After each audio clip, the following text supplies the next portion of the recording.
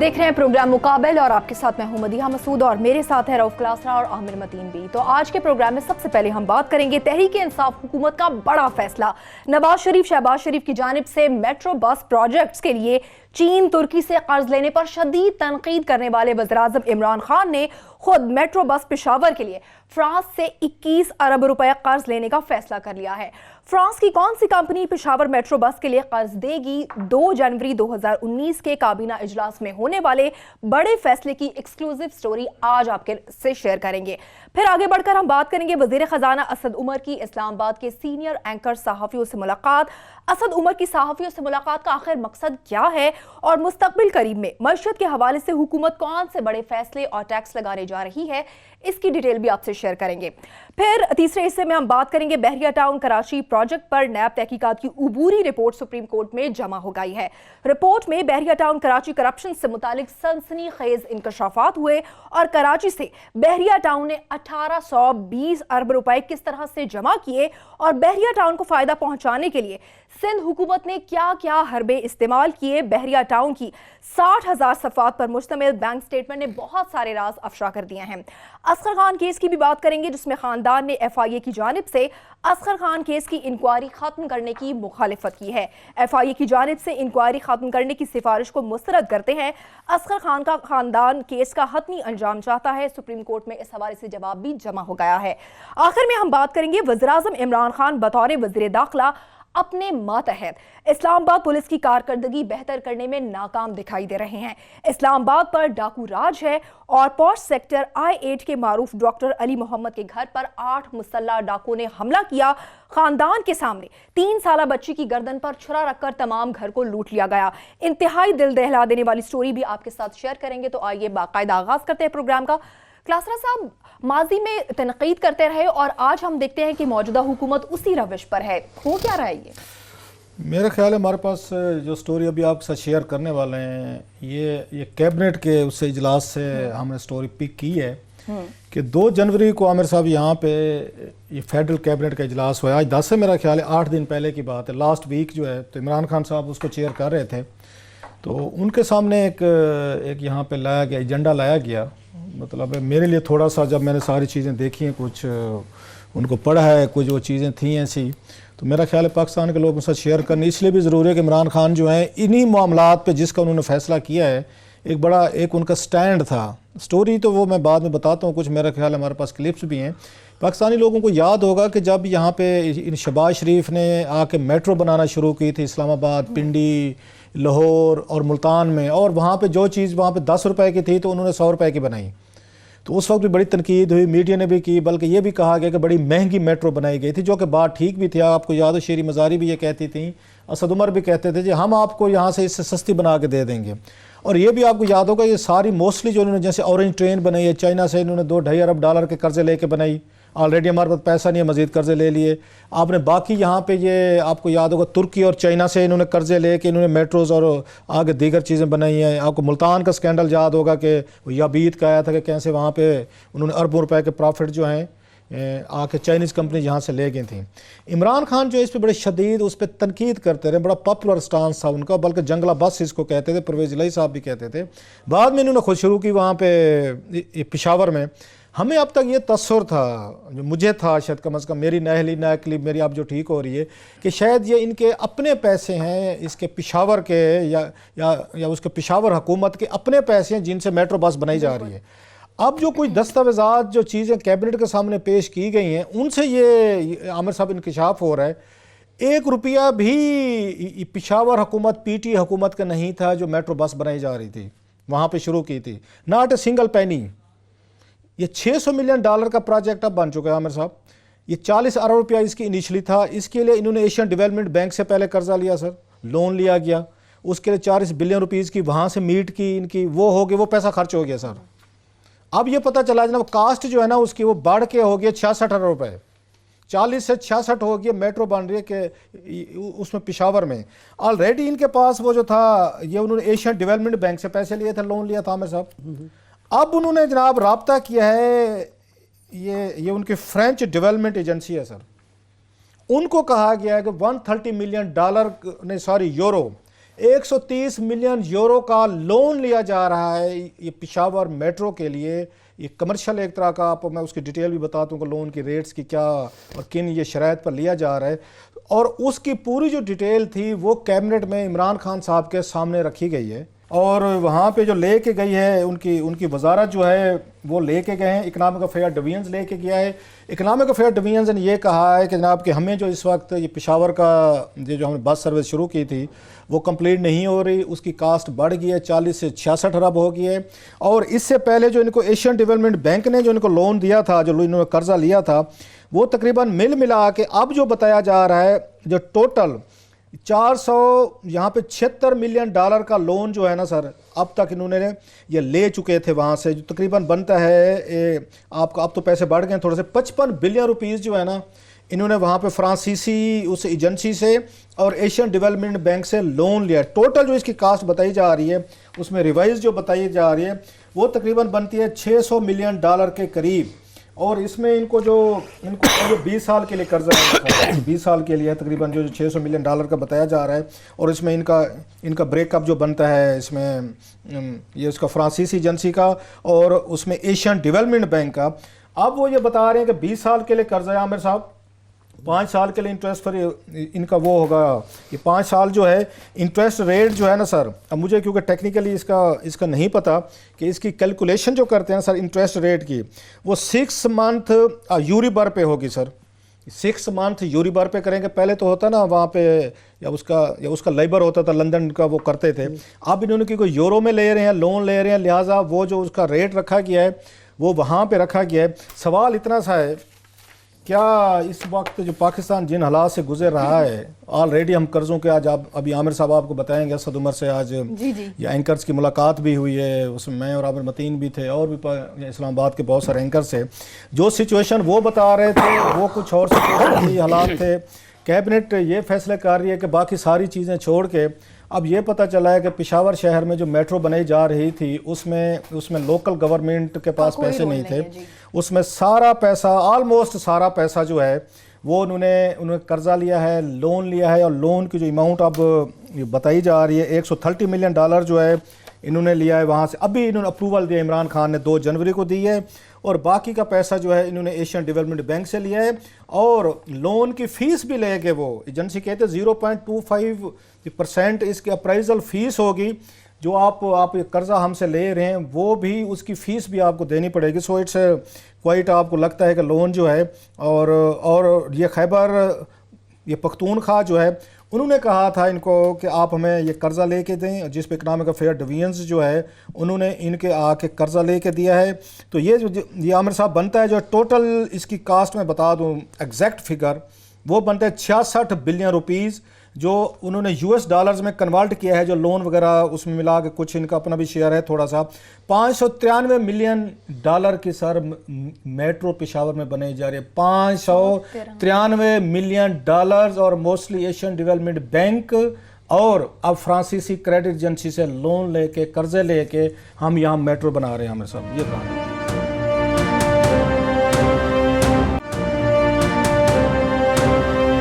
میری تو پہلے گزارش یہ ہے کہ جو بھی ٹھیک ہے یہ لون تو ہے، خدا کے لیے اس کو کمپلیٹ کر لیں. پشاور میں ہمارے جو دوست ہیں روز تصویریں ٹی وی پہ بھی چلتی رہتی ہیں، وہ یہ الیکشن سے پہلے یہ پروجیکٹ بننا تھا اس کی میٹرو کا، اور ابھی 5 مہینے کی حکومت کو بھی ہو گیا اور وہاں پہ ٹوٹلی مٹی، جس طرح لاہور میں تو 3 سال تک شہباز شریف صاحب نے لوگوں کو تنگ کیا، تو پشاور کی بھی اس عذاب سے جان چھڑا دینی چاہیے. باقی آج اسد عمر صاحب نے سلیکٹڈ جرنلسٹ کو بلایا ہوا تھا، T V anchors mostly.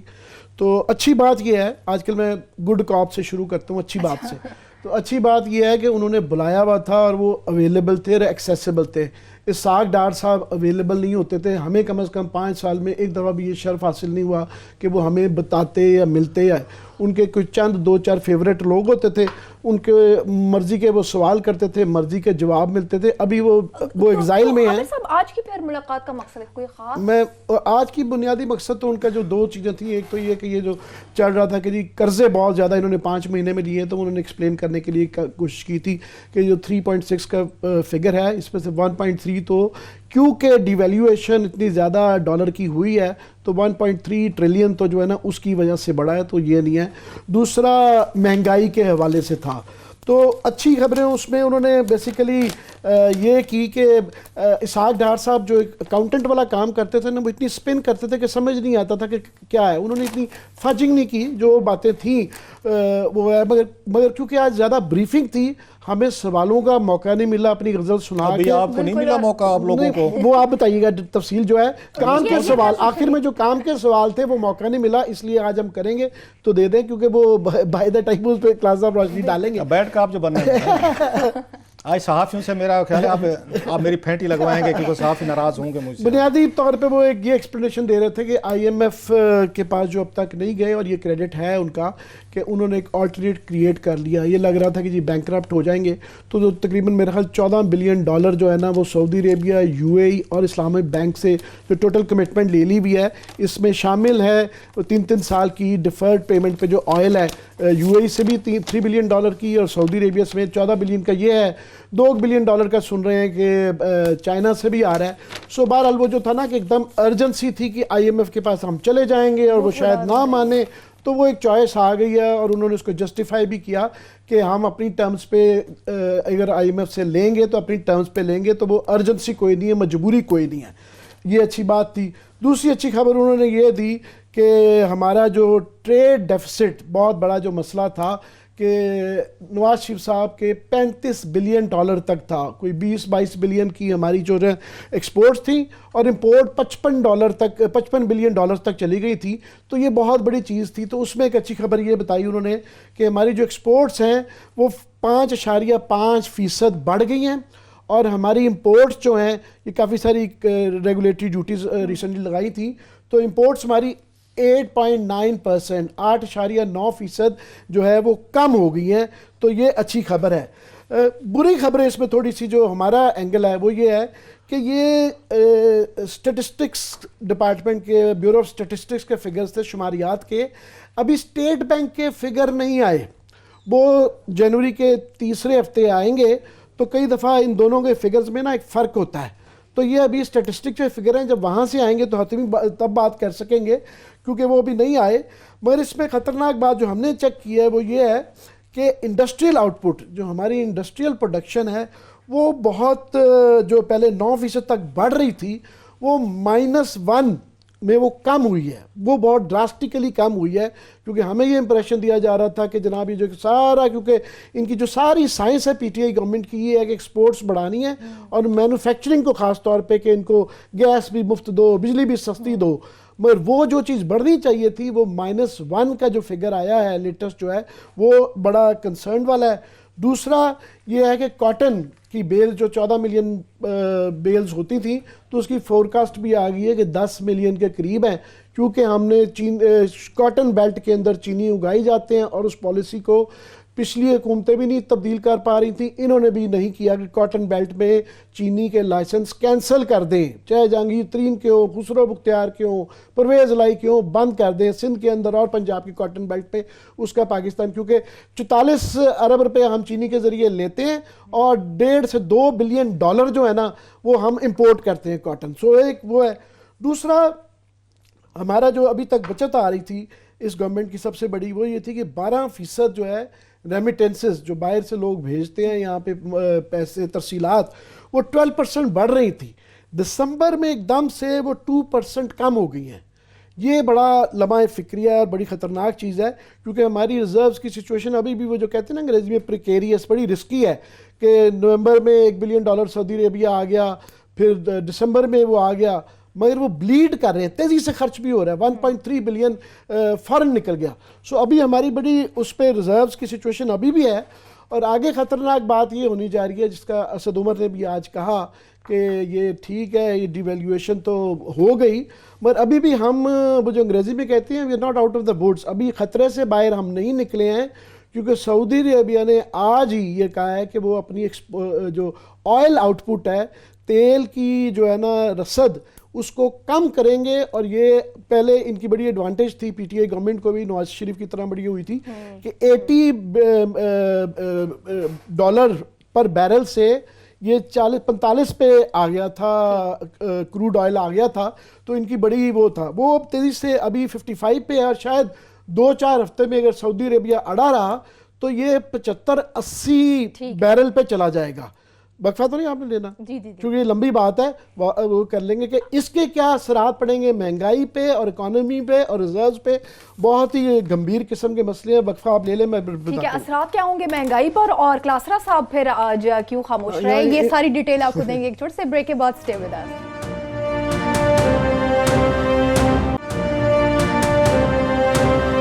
Welcome back. Aamir صاحب، وزارت خزانہ جو فیصلے کرنے جا رہی ہے، اس سے عام آدمی پر کیا اثر ہوگا، وہ کتنا عام آدمی پہ اصل میں آج ساری بریفنگ کا سب سے بڑا جو فوکس تھا وہ مہنگائی پہ تھا کہ نون لیگ یہ تنقید کر رہی ہے کہ پی ٹی آئی کے 5 مہینوں میں مہنگائی بہت بڑھ گئی ہے.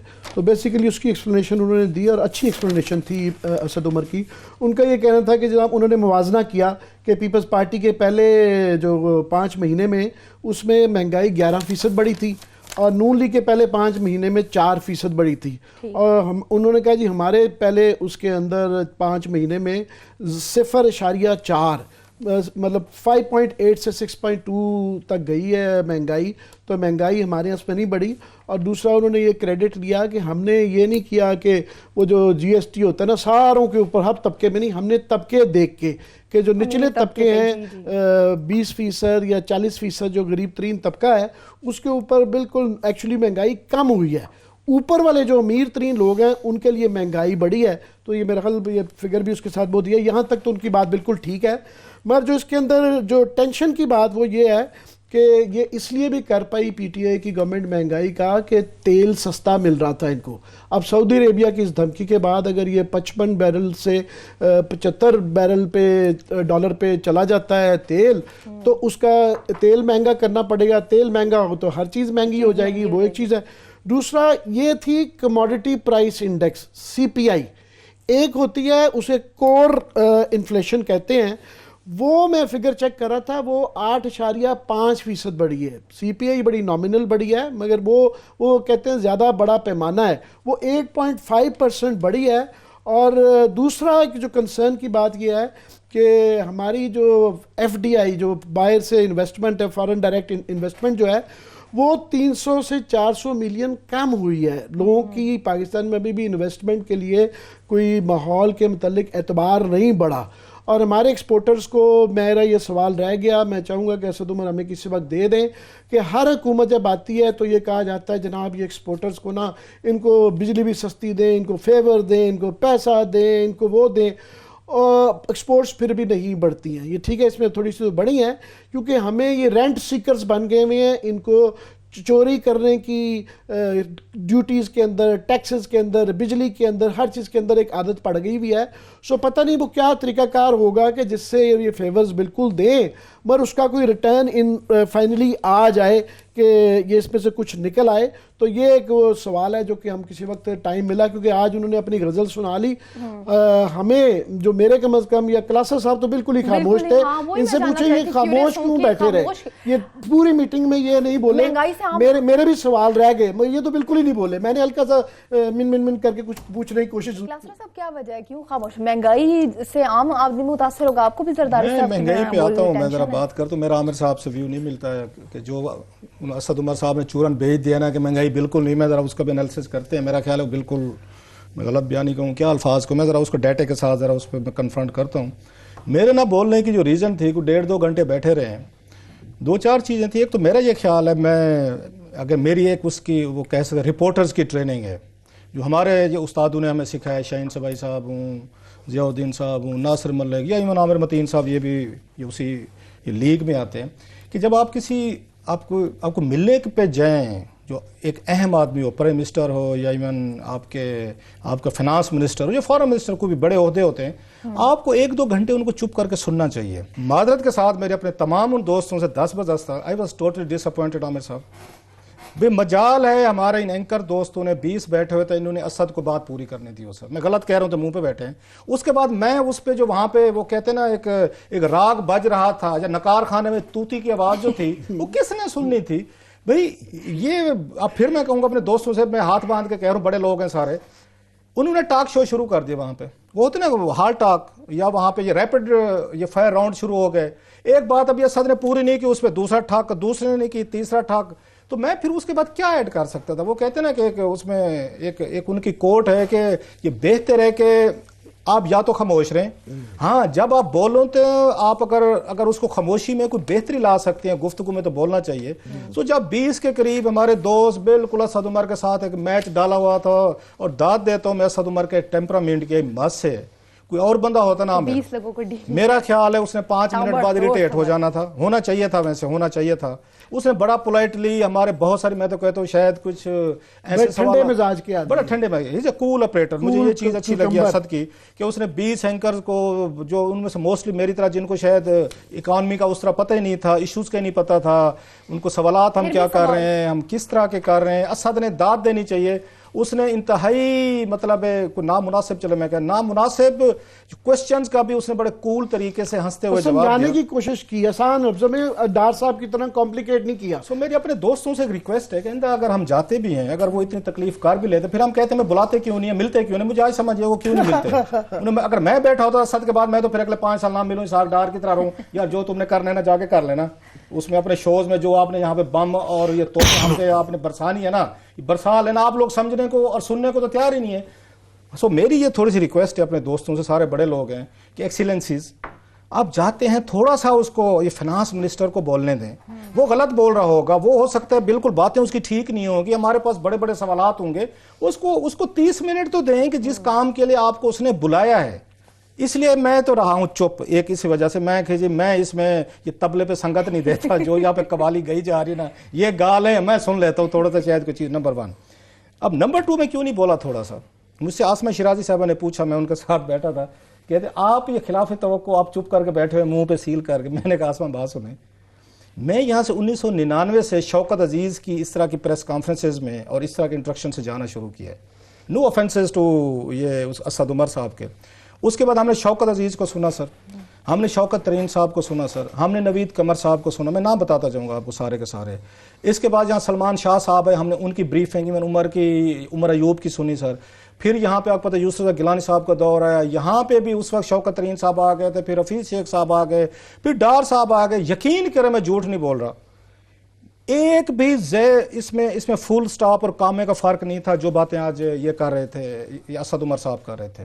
ٹوٹل بھی پاکستان کو IMF کے 14 کے قریب مل چکے ہیں سر, اگر میں غلط نہیں کہہ رہا, اب تک جو انہوں نے پیکیجز لیے ہیں. 14 پیکیجز نے آج تک کچھ بھی نہیں بگاڑا پاکستان کا. ہر 3-4 سال بعد ہم دوبارہ IMF کے پاس کھڑے ہوتے ہیں. یہی جسٹیفیکیشنز ہوتے ہیں. مجھے تو کوئی چیز نئی نہیں لگ رہی تھی جو اسد مجھے بتا رہے تھے. ہر کوئی یہ کہتے ہیں جی ہم نے بالکل ایکسپورٹ ٹھیک کر دی ہے, ریمیٹنسز ہماری بڑھ گئی ہیں, ہمارا کرنٹ ہمارا یہ ڈیفیسٹ جو ہے وہ کنٹرول میں ہو گیا ہے, ہماری مہنگائی کنٹرول میں ہو گئی ہے. 3-4 فیکٹس فگر اس طرح کی ٹیکنیکل گفتگو کرتے ہیں جو عام آدمی کے سر سے گزرتی ہے, ایون اینکرز کے میں کہتا ہوں سر سے گزرتی ہے. اور مجھے بریک کے میں آپ صحیح سمجھا رہے تھے کہ یہ جو میں جو لفاظی کر رہا ہوں, فگر کر رہا ہوں, عام آدمی کو اس میں کچھ سمجھ نہیں آتی ہے. سو میرا خیال ہے دوسری اس کو اسد صاحب کو بعض چیزیں انہیں آف دا ریکارڈ رکھنی ہے نا, اگر انہیں آف دا ریکارڈ رکھنی چاہیے. صحافیوں سے 20-25 صحافیوں میں اس طرح کے سینسٹیو انہوں نے تھوڑی سی گفتگو کی ہے میرا خیال ہے. اب صحافی آئی ہوپ کہ وہ اس کو بیٹھ کے اس کو نشر نہیں کرتے. الحمدللہ اچھی بات یہ ہے کہ میں دیکھ رہا تھا, مجھے کسی اس پہ کم ہی کسی میرا 1-2 نہیں شاید اس کا استفادہ کیا ہوگا بریفنگ کا, اکثر نے ٹاپک کو چھیڑا ہی نہیں. لاسٹلی میں ذرا جلدی سے آتا ہوں کیونکہ آج بڑا ہیوی ایجنڈا ہے ہمارے پاس. اس پہ اسد صاحب نے کہا جناب پاکستانی قوم کے لیے خوشخبری یہ ہے, میں ذرا کنفیوز بھی بیٹھا تھا کیونکہ میں چپ بیٹھا تھا, لہٰذا میں سمجھنے کی کوشش کر رہا تھا. انہوں نے کہا مہنگائی بالکل ختم ہو گئی ہے ٹوٹل. اچھا, اگر میں غلط کروں تو عامر صاحب بتائیں. انہوں نے کہا ہماری مہنگائی بالکل ان کے مقابلے میں بہت کم ہوئی ہے مہنگائی. انہوں نے یہ بتایا کہ ہوئی نہیں ہے, ختم ہو گئی, نیچے آئی ہے. مثلا کیسے, اب میں تھوڑا کنفیوز ہوں عامر صاحب, آپ مجھے گائیڈ کیجیے گا.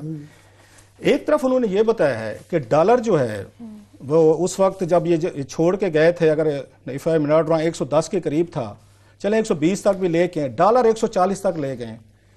اس میں 10-15 روپے کا ڈالر کی اب ڈیویلیویشن ہونے کے بعد بھی پاکستان جیسا ملک جو ہے جو چیزیں وہاں سے امپورٹ کرتے ہیں, ہمیں کہتے ہیں امپورٹ مت کریں, یہاں تو 2 نمبر چیزیں ملتی ہیں. پاکستان میں تو ساری چیزیں 2 نمبر ملتے ہیں. آپ کا کیا خیال ہے, لوگ شوق سے خریدتے ہیں وہاں پہ یہ مہنگی چیزیں جو ہیں, وہ مجبوری سے خریدتے ہیں کہ کوالٹی چاہیے. بہت ساری چیزیں, کاٹن ایون بھئی پاکستان کاٹن خود پروڈیوس کرتا ہے. ابھی آج انہوں نے ECC میں ان کے پاس لے کے گئے جی ہم نے وہاں پہ یہ 4 ملین کے قریب ہم نے کاٹن بیلز امپورٹ کرنی ہے, آپ ہمیں ڈیوٹی فری کریں. یہ آج ECC کے ایجنڈے پہ تھا سارا. سو یہ آپ کی مجبوریاں ہیں, آپ نے کرنی ہے. مہنگائی اگین مجھے نہیں سمجھ آ رہی کہ مہنگائی وہ کہتے ہیں کہ ہم نے عام آدمی ختم کی. مثلا جب یہ نواز شریف صاحب کی حکومت گئی ہے, اگر میں غلط نہیں کہہ رہا, آپ نے ابھی کہا ہے پیٹرول کی قیمتیں جو 71 روپے تک تھیں فی لیٹر, اب آپ 91 روپے تک لے گئے. 20 روپے کا جو آپ کا وہ ڈیفرنس ہوا ہے, اس کے بعد 80 تک چھوڑ کے گئے تھے, لاسٹ جولائی میں 80 روپے تھا پیٹرول. 10 روپے پیٹرول کی قیمت بھی اگر بڑی ہے, اس کو 4 روپے انہوں نے کم کیا حالانکہ. تو یہ کیا کہہ رہے ہیں عام آدمی میں اس کا مہنگائی کا امپیکٹ نہیں پڑا. ہم نے ECC میں خود ان کی چیزیں دیکھی ہیں کہ سیمنٹ کی مہنگائی پہ وہاں پہ بہت بڑی ڈیبیٹ ہوئی ہے, اور اسد عمر صاحب نے اجازت دی ہے سیمنٹ مالکان کو کہ آپ کی مرضی ہے جتنا لوٹنا ہے. یہ الفاظ ہیں, ان کو کہا کہ عبدالرزاق داؤد صاحب اپنی رپورٹ بنا کے لائے, اور ان کو کہا گیا کہ اس وقت بہت مہنگائی ہے سیمنٹ کی, اس کو ریگولیٹ کریں, روکیں. انہوں نے فیصلہ کیا کہ سیمنٹ مالکان کو کچھ نہیں کہنا, جو قیمت رکھنا چاہتے ہیں بڑھانا چاہتے ہیں بڑھا لی انہوں نے. کھاد کی قیمتیں سر اس وقت 250 سے 300 روپے فی بوری کھاد کی قیمتیں ہم نے دیکھی پچھلے 2-3 مہینوں میں وہ آئی, اور عام وہ کسان یوز کرتے ہیں, غریب چھوڑ دیں, اور کسان سے زیادہ غریب کوئی نہیں. جو 70% پاپولیشن ہے آپ کی اس سے افیکٹ ہو رہی ہے. اسد عمر کہتے ہیں ہماری مہنگائی ختم ہوگی, چلو اس کو بھی چھوڑ دیں. گیس, آپ کی بجلی وہ بڑھا کے پچھلے مہینوں میں, آپ کہتے ہیں مجھے نہیں سمجھ آ رہی ہے کون سی گیدڑ سنگھی ہے جس کے تحت گیس کی قیمتیں بھی بڑھا دیں, بجلی کی قیمتیں بھی بڑھا دیں, کھاد کی قیمت بھی بڑھ جائے, آپ کا ڈالر ڈی ویلیو ہو جائے, آپ کے ساتھ میں یہاں پہ آپ ان کو سیمنٹ مالکان کو کہیں قیمتیں بڑھا لیں, اور پھر یہ آپ دعویٰ. اور ابھی آج ایک اور بھی کہا ہے کہ 90% جو میں نیا بجٹ لانے والا ہوں وہ تو نان ٹیکس ہے, وہ تو جی ہم فلاں کریں گے, ایکسپورٹ بڑھائیں گے, اور 10% جو ہے نا وہ آپ پہ ٹیکسز لگ رہے ہیں. ابھی آپ نے یہاں پہ آ کے 100 بلین روپیز کا بھی ٹیکس لگائے ہیں, اب آپ مزید 50 روپے کے مزید ٹیکس لگانے والے ہیں. لیکن وہ کہتے ہیں بروٹس از این آنریبل مین. لیکن اسد عمر کہتے ہیں مہنگائی پاکستان میں نہیں ہوئی, اور ہم تمام لوگوں نے, کیونکہ ہم اس پہ غور ہی نہیں کر رہے تھے نا, ہم تو لڑائی جھگڑے میں لگے رہے تھے, ہمارا تو ریپڈ ان کے ساتھ فائر چل رہا تھا. سو یہ اسد عمر صاحب کو داد دی جا سکتی ہے کہ ڈالر کو 10-15 روپے ڈی ویلیو کرنے کے بعد, اور بقول ان کے 1.3 ٹریلین روپیز کا قرضہ بڑھ گیا پاکستان پہ ڈالر ڈی ویلیویشن سے. ویسے میں حماد اظہر صاحب پہ آج پوچھنا چاہتا ہوں, وہ کہتے ہیں نا وکیل ہیں, وہ یہ وکیل ہی ایسا کام کر سکتا ہے جو انہوں نے چھکا مارا تھا. کچھ دن پہلے یہاں پہ ایک انہوں نے ٹویٹ کیا, منصور علی خان صاحب جو اینکر ہیں ہمارے دوست, انہوں نے ٹویٹ کر دیا اسی پہ کہ جناب کے پاکستان کے قرضے بڑھ گئے. اس پہ حماد اظہر نے ان کا مذاق اڑایا. یہ جو لا آپ کے منسٹر آف اسٹیٹ ہیں اور وکیل ہیں بائی پروفیشن میں سے, اچھے بندے ہیں, از اے ڈیسنٹ مین, میں ان کی قبلیت یا ان کی شخصیت کو اپریشیٹ کرتا ہوں. انہوں نے مذاق اڑایا منصور علی خان کا کہ آپ کو تو پتہ ہی نہیں ہے کہ جناب کے ڈالر کا نہ ڈی ویلیو ہونے کا قرضے بڑھنے سے کیا تعلق ہے. ہم تو آپ کو پتہ, ویسے میں نہیں پتا. یا تو اسد صاحب کو سمجھ نہیں آ رہی پوری سائنس کی کہ 1.3 ٹریلین یہ کیسے بڑھ گئے قرضہ ڈالر ڈی ویلیو ہونے سے, یا حماد اظہر صاحب کارپوریٹ کے وکیل ہیں تو وہ میری طرح پھنس گئے ہیں کیلکولیشن میں کہ جناب ڈالر ڈی ویلیو ہوتا ہے نہیں ہوتا. سو میں نے سمپلی اتنا ہی کہنا تھا, میں اس لیے چپ رہا ہوں کہ میرا خیال ہے میرے نزدیک کوئی گفتگو نئی نہیں تھی سر. یہ چھٹے یہ فائنانس منسٹر تھے, سیم گفتگو, same argument, same problem, challenges, پچھلی حکومت کے مسئلے, اگلے کے چیلنجز. IMF یہ کر رہا ہے, سعودی عربیہ, وہی چائنا, وہی آپ کا ٹرکی, وہی ہمارے وہ کیا کہتے ہیں نہ اس کے ڈھاک کے 3 پات. اور عامر صاحب یہ کہتے ہیں, اسد عمر صاحب نے کہا ہے جب مہنگائی ختم ہو گئی ہے. عامر صاحب کیونکہ میں نے تو پہلے ان کا ورژن دیا ہے, پھر میں نے بھی کہا ہے کہ کور انفلیشن ہے 8.5% بڑھی ہے, اور بہرحال یہ ساری آپ کو فجنگ کی بات بھی ہوئی تھی ساری. بالکل ٹھیک ہے. بحریہ ٹاؤن کی رپورٹ سپریم کورٹ میں جمع ہوئی, کیا بڑے انکشافات سامنے آئے ہیں, اس کی ڈیٹیل ایک چھوٹے سے بریک کے بعد سٹے ہوگا.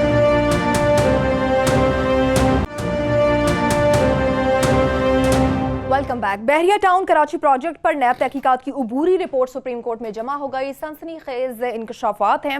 عابر صاحب, سندھ حکومت نے کیسے فیسیلیٹیٹ کیا ہے؟ میں سمجھتا ہوں سندھ حکومت, پیپلز پارٹی اور ملک ریاض بحریہ ٹاؤن پہ بہت ہی آئندہ آنے والے ہفتے اور مہینے بہت ہی بھاری ہیں.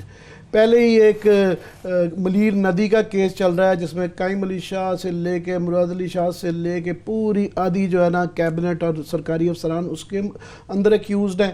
پھر جو ہے یہ اومنی گروپ والا, یہ جو 32 فیک اکاؤنٹس کے اندر تقریباً جو کوئی میرا 35 ارب روپیہ پایا گیا ہے, وہ کیس چل رہا ہے, اور ان کے آپس میں تانے بانے بھی ملتے ہیں. سب سے زیادہ یہ تیسری پروگریس رپورٹ جو نیب نے جمع کرائی ہے سپریم کورٹ میں, یہ ہوش اڑا دینے والی رپورٹ ہے. پہلے ہم یہاں پہ داد دیتے رہے ہیں, پہلے پینما کی رپورٹ کو, JIT رپورٹ کو, پھر یہ جو احسان صادق صاحب نے بنائی ہے اومنی گروپ کے اوپر, یہ بھی بہت ایک ماسٹر پیس ہے انویسٹیگیشن کا. اس کے بعد یہ جو سپریم کورٹ میں جمع کرائی گئی ہے کراچی نیب نے, اور ہم نیب پہ بڑی تنقید کرتے رہتے ہیں، مگر اس رپورٹ کو پڑھنے کے بعد کافی ساری جو ہماری تنقید ہے، میری کم از کم جو ہے تھوڑی سی غصہ کم ہو گیا ہے نیب کے اوپر، ان کے اوپر رہتا ہے۔ اس کے اندر پہلی بات یہ ہے کہ یہ اب سپریم کورٹ نے تقریباً کہہ دیا نیب کو کہ آئندہ 3 سے 4 ہفتوں میں ریفرنسز بن رہے ہیں، جس کے بعد یہ تمام جو پولیٹیکل لیڈ، پیپلز پارٹی کی ٹاپ لیڈرشپ، سارے کوئی تقریباً میرا سینکڑوں کے حساب سے سرکاری افسران ہیں، وہ کسی وقت بھی گرفتار ہو سکتے ہیں۔ جو ہی ریفرنس بنے گا یہ نیب کا اختیار ہوگا کہ سمجھتے کسی کو بھی اٹھانا چاہیں تو ان کو کوئی نہیں روکتا، یہ ریفرنسز بننے چاہ رہے ہیں۔ اس کے بعد جو یہ یہاں پہ بڑی چل رہی تھی کہ جناب یہ پتہ نہیں اس میں سے جان چھٹ جائے گی، اس میں سب سے خوفناک جو فگر وہ یہ ہے کہ یہاں 11,000 ایکڑ کی بات چل رہی تھی، اور 2016 میں یہ فیصلہ آیا تھا، اس کے بعد سپریم کورٹ نے منع کر دیا تھا کہ آپ مزید اس کو ایکسپینڈ نہ کریں، لوگوں کو بیوقوف نہ بنائیں جب تک آپ ان چیزوں کے فیصلے نہیں ہو جاتے ہیں، لوگوں کا، ڈپازیٹرز کا، عام آدمی کا، جو انویسٹ نہ کریں، مزید نہ کریں۔ انہوں نے بالکل کنٹیمپٹ آف کورٹ، بالکل اس کی بالکل پرواہ نہ کرتے ہوئے 11,000 سے 25,000 ایکڑ تک مزید ایکوزیشن کر لی، اور اس کے اندر جو انہوں نے پیسہ لوگوں سے کلیکٹ کیا گیا ہے، پہلے فگر آ رہے تھے کہ کہا جا رہا تھا، کوئی کہتا جی 200-250 بلین دے دیں، کوئی کہہ رہا تھا 1000 بلین دے دیں، تو وہ ابھی یہ 20,000 میں دوبارہ کہہ رہا ہوں ارب روپیہ جو ہے، یہ سمجھ لیں کہ میرے کوئی 18-20 بلین ڈالرز بن جاتا ہے۔ 1.8 ٹریلین تو صرف ایک اکاؤنٹس میں ہے۔ یہ تقریباً بیریا ٹاؤن پروجیکٹ کراچی کے 10 مختلف بینکوں میں جو ہے 257 اکاؤنٹ کھولے گئے ہیں، 365 ارب روپیہ 101 کلیکشن اکاؤنٹس میں ہے، 1820 ارب 1.8 ٹریلین ان کے دوسرے 127 اکاؤنٹس میں علیحدہ ہے۔ اس کے بعد فارن کرنسی کے اندر جو لوگوں سے کلیکٹ کیا گیا ہے، جو باہر سے بیچارے انویسٹ کیے گئے ہیں، جن کی کچھ نہیں پتا کہ ان کی زمینوں کا کیا بنے گا، کیونکہ سپریم کورٹ نے یہ کہا ہے کہ جو 7,000 جو ایم ڈی اے کی زمین تھی اس کا تو شاید ہم تھرڈ پارٹی انویسٹرز کا کچھ نہ کچھ کر دیں گے، مگر باقی جنہوں نے انویسٹ کیا ہے ان بیچاروں کا سپریم کورٹ نے کہا ہم ان کے نہیں، کیونکہ ہم نے وارن کیا تھا نہ خریدنا۔ لوگوں کا لالچ ہے، اور یہ سادگی ہے، پیسہ ہے اور بیوقوفی ہے، جو بھی کہہ لیں، انویسٹ کرتے گئے ہیں۔ یہ جو ہمارے فارن جو بھائی ہیں، انہوں نے جو ہے یہاں پہ فارن کرنسی کے بیریا کے 29 اکاؤنٹس ہیں، اور ایک فارن اکاؤنٹ میں 3 کروڑ 11 لاکھ ڈالر ہیں، باقی اکاؤنٹس کے اندر جو ہیں ایک پاؤنڈز کا ہے، اس کے اندر 23,73,000 پاؤنڈ ہے، ایک یورو کا اکاؤنٹ ہے، اس میں 79,160 یورو ہیں۔ اس طرح تقریباً یہ کچھ 60,000 صفحات پہ وہ کلیکشن پیسہ ہے، اتنا زیادہ 20,000 ارب جو کہ کلیکشن بیریا نے صرف اس پروجیکٹ سے کی ہوئی ہے، اور اس کے اندر جو زمین ہے وہ 11 سے 25,000 ایکڑ تک چلی گئی ہے، اور اس کے اندر تمام اور بے تاشا کے 4 کی زمینیں بھی آ گئی ہیں، سرکاری املاک کی بھی آ گئی ہیں، قبضے کی بھی آ گئی ہیں۔ تو یہ اب فائنل اپنی اختتامی اس کے اوپر جا رہا ہے، اور اس کے اندر جو وہاں پہ جو دیہی علاقے ہیں ان کے اوپر قبضے، اس کے بعد اس کی تفصیلات پڑھیں، اس جو کہ سپریم کورٹ میں رپورٹ جمع کرائی گئی ہوئی ہے، تو یہ لگتا نہیں ہے کہ یہ کوئی پاکستان کوئی ایک نارمل کنٹری ہے، لگتا ہے کہ یہ وائلڈ ویسٹ ہے۔ اور وہ وائلڈ ویسٹ میں جب وہ گئے تھے، انگریز آئے تھے وہاں پہ، تو وہ کہہ رہے تھے کہ جس کا گھوڑا دیتے تھے کہ جہاں تک وہ گھوڑا پہنچ کے آپ اپنا کیل گاڑ دیں وہاں تک آپ کی زمین۔ تو یہ بالکل کراچی سے لے کے جام شورو تک بالکل جس طرح وائلڈ ویسٹ میں گھوڑے کے ذریعے کیل گاڑ کے زمین دی جاتی تھی، اسی طریقے سے لیا گیا ہے، اور ہینڈز ان گلوز اس کے اندر سندھ گورنمنٹ اور پیپلز پارٹی کی گورنمنٹ رہی ہے، اور بسد احترام عدالتوں کے سامنے ہم ڈرتے ہوئے ہیں بات کرتے ہوئے کہ یہ کہہ دینا اس کے بعد کہ جناب ان کو ای سی ایل پہ نہ ڈالے، اور فلانا معصوم ہے اور وہ جو ہے بڑے عہدے پہ ہے، تو وہ سمجھ نہیں آتی ہے۔ یہ میرا خیال دوبارہ رپورٹ جن لوگوں نے نہیں پڑھی ہے پڑھ لیں، اور خدا کے لیے اپنا پیسہ انویسٹ کرتے وقت کم از کم سپریم کورٹ کے فیصلے ہی پڑھ لیا کریں یا سن لیا کریں، کیونکہ ہو یہ رہا ہے کہ میڈیا میں یہ رپورٹ نہیں ہوتے ہیں، صرف پارشلی چند ہمارے جیسے پاگل لوگ ہیں جو اس کو رپورٹ کرتے ہیں، باقی جگہوں پہ اتنے اشتہارات سے منہ بند کرا دیا جاتا ہے کہ وہ نہیں ہوتا، لوگ انویسٹ کیے جا رہے ہیں، اور یہ 20,000 ارب روپیہ جو ہے اس کے اندر کلیکشن کی جا چکی ہے صرف ایک پروجیکٹ میں۔ پاکستان کے سارے قرضوں کا مسئلہ حل ہو جاتا ہے اور یہ 20,000 روپیہ واپس آ جاتا ہے۔ مجھے نا جسٹ میں 20,000 ارب اس پہ ون کامنٹ کروں گا، مجھے نا میں بار بار اس کا حوالہ دیتا رہتا ہوں مجھے شارٹ سٹوری یاد آ جاتی ہے لیو ٹالسٹائے کی، اس نے کہا تھا how much land does a man جی سر لاسٹ نیڈ، کہ کتنی زمین آپ کو چاہیے۔ یہ خیر میرا خیال ہمارے ساتھ جی ڈاکٹر صاحب بھی ہیں، اور لاسٹ میں ہم یہی بات کرنا چاہیں گے جو ہمیں کراچی کی کبھی کلاسرا صاحب سچویشن دکھائی دیتی تھی، ڈاکوؤں کا راج آئے لوٹ مار کیا اور چلے گئے، وہی سچویشن تو اب اسلام آباد میں بھی عامر صاحب یہ بڑے انتہائی یہ خطرناک یہ سچویشن عمران خان صاحب کے پاس، کیونکہ خود یہ انٹیریئر منسٹر کا ان کے پاس پورٹ فولیو، لہٰذا اس کی ذمہ داری ڈائریکٹ جو ہے نا، جو لا اینڈ آرڈر یہاں پہ یہاں اسلام آباد میں خراب ہو چکا ہے، اس کی ذمہ داری جو ہے الٹیمیٹلی بک اسٹاپ ایٹ یہ پرائم منسٹر آفس، کیونکہ انٹیریئر منسٹر ہیں۔ اسلام آباد اس وقت ورسٹ قسم کے لا اینڈ آرڈر اور کرائم کا یہ سامنا کر رہے ہیں۔ عامر ذوالفقار صاحب سے یہ اسلام آباد نہیں سنبھالا جا رہا، وہ اچھے بندے ہوں گے، ہم ان کی نیک نیتی پہ وہ نہیں کر رہے، لیکن ان کے پاس ٹیم شاید نہیں ہے جو اس کو پرفارم کر سکے۔ I8 میں سر ایک نہیں کئی وارداتیں ہوئی ہیں۔ ڈاکٹر محمد علی صاحب ہیں، ویری ریپیوٹیبل ڈاکٹر ہیں جہاں پہ ہومیوپیتھک اسلام آباد پنڈی میں بڑی عزت ہے ان کی، بڑا نام ہے ان کا، بڑے لوگوں کی خدمت کرتے ہیں۔ اب ان کے گھر پہ وہ انٹر ہوئے I8 میں سر، 8 لوگ تھے، 8 حملہ آور ڈاکو ہیں I8 میں، I8 کے اسلام آباد سمجھ رہے ہوں گے۔ 3 سال کی بچی کی بھی گردن پہ انہوں نے جناب آ کے چھری رکھ کے، ان کی والدہ 80 سالہ کی تھی ان پہ رکھ کے جو لوٹ مار کے، اور ڈاکٹر صاحب ہمارے ساتھ اس وقت فون پہ ہیں۔ It's a shocking and horrible story کہ اسلام آباد پہ ڈاکو راج شروع ہو چکا ہے سر۔ پہلے آپ کو G13 کی ہم نے سٹوری سنائی تھی، اب ذرا I8 میں کیا کچھ کیا گیا۔ ڈاکٹر صاحب آپ ہمارے ساتھ ہیں؟ جی سر، جی السلام علیکم جی سر آپ بتائیں گے کہ آپ کی فیملی کے ساتھ کیا کچھ ہوا ہے، اور اسلام آباد کا سب سے پوش جو ایریا ہے اس کی ذرا ہمیں ڈیٹیل بتائیں کہ 8 کے قریب مسلح ڈاکو I8 میں آپ کے گھر آئے ہیں، 5 اندر گئے ہیں، 3 باہر کھڑے رہے ہیں، اور آپ کی فیملیز کے ساتھ بڑی انہوں نے بدتمیزی کی ہے، ٹارچر کیا ہے، ذرا ہمیں تھوڑا سا بتائیں گے کیا کچھ ہوا ہے یہ۔ سر میں تو اس وقت کلینک پہ تھا اور میری ساری فیملی گھر پہ تھی۔ میری 2 بیٹیاں ڈاکٹر ہیں، ایک پینٹ میں ڈاکٹر ہے، ایک جو ہے وہ پولی کلینک میں ڈاکٹر ہے۔ تو ہم تو 5 بندے گھر کے ڈاکٹر اس ملک کو سروس دیتے ہیں۔ 3 بندے پہلے انٹر ہوئے، اس کے بعد 2 بندے انٹر ہوئے، ٹوٹل 5 اندر آئے اور 3 باہر کھڑے تھے، اور انہوں نے میری مسز کی کنپٹی پہ پسٹل رکھا اور اس کو بٹ مارا اور اس کو کہا کہ تم اتارو جو کہ تمہارا ہے۔ پھر میری ایک نواسی ہے کو تقریباً 3 ماہ کو ساری عمر ہے، اس کی گردن پہ چھری رکھ کے اس کی ماں کو کہتے ہیں کہ نکالو جو تمہارے پاس کچھ ہے۔ 80 سال کی میری ماں ہے، اور اس کی چھاتی پہ انہوں نے جا کے بندوق رکھ کے کہا کہ ماں تمہارے پاس جو بڑھیا تمہارے پاس جو کچھ ہے نا وہ بھی نکالو۔ اور میری دوسری بیٹی جو چائلڈ اسپیشلسٹ ڈاکٹر ہے، اس کی گردن پہ انہوں نے رکھ کے بندوق رکھ کے کہا کہ تمہارے پاس جو کچھ ہے وہ نکالو۔ میں اس ملک کا سویلائز شہری ہوں، میں اس ملک کو سروس دیتا ہوں۔ مجھے بتائیں، انسان کی سب سے بڑی پناہ گاہ اس کا گھر ہوتا ہے، اور اگر اس کا گھر ہی سیف نہیں ہے، اگر اس کا گھر ہی سیف نہیں ہے تو مجھے بتائیں ہم کہاں جائیں؟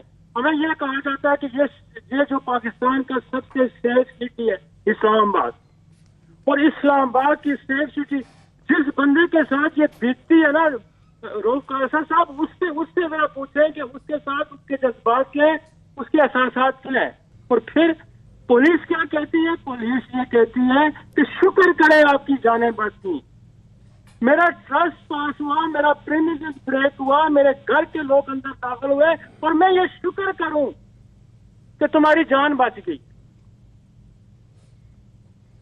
تو آپ کی ان سے کوئی آپ کے پاس کوئی آیا، کوئی یہاں پہ کوئی IG صاحب نے کوئی ان کا یہاں پہ سنا ہے جو SSP صاحب ہیں ان کے آپریشن وقار الدین سید، ان کی بڑی نلائکی کی کہانیاں سامنے آ رہی ہیں، ان سے نہیں چل رہے، کوئی اعلیٰ افسر آپ کے پاس آیا؟ اتنا بڑا واقعہ ہوا، کسی نے آ کے آپ سے بات کی؟ پولیس والے آئے ضرور ہیں، لیکن دیکھیں نا میرا اس کا ٹائم گزر جانے کے بعد ان کا آنا اور میرا مداوع کیا، کل میرے ساتھ پھر اگر ہوگا تو اس کا کیا سزا باب ہے سر؟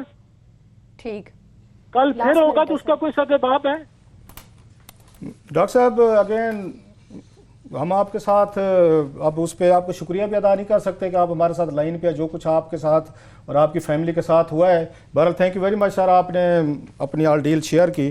आमिर साहब, ये हम समझते थे कि नया पाकिस्तान बना है, नए लोग हैं, 14 बिलियन रुपीस का सेफ सिटी प्रोजेक्ट है, इस शहर को एक अच्छा कॉम्पिटेंट इसको पुलिस है, ये आपका कैपिटल है, कैपिटल के in the heart of capital, एक फैमिली के साथ ये कुछ हुआ है। यहाँ पे ब्लू एरिया में जो कुछ हुआ है, गाड़ियाँ चोरी हो रही हैं, उसने आपको याद होगा G13 की हमने स्टोरी की है कि उन्होंने वहां पे 2 लड़के हैं, गन पॉइंट पे उन्होंने छीना है, यहाँ पे इन्होंने सेवर फूड के सामने किया है, और ये यहाँ तीसरी चौथी वारदात है जो हो रही है I8 में, इस्लामाबाद की ये हालत है। और इसका पोर्टफोलियो जो है वो प्राइम मिनिस्टर ऑफ पाकिस्तान ने खुद रखा है और कहते थे मैं खुद मॉनिटर करूंगा, उनके पास टाइम है या नहीं है। इस्लामाबाद की पुलिस का एक और कारनामा आपने सुन लिया कि कहते शुक्र करें आपकी जान बच गई है, जान बच गई है सर, ये इस पर उनको मेरा ख्याल शुक्र करना चाहिए। ये इस्लामाबाद की पुलिस की कहानी सुनी आपने। बिल्कुल, आज के प्रोग्राम का वक्त हुआ खत्म, मुझे दीजिए इजाजत, अल्लाह हाफ़िज़।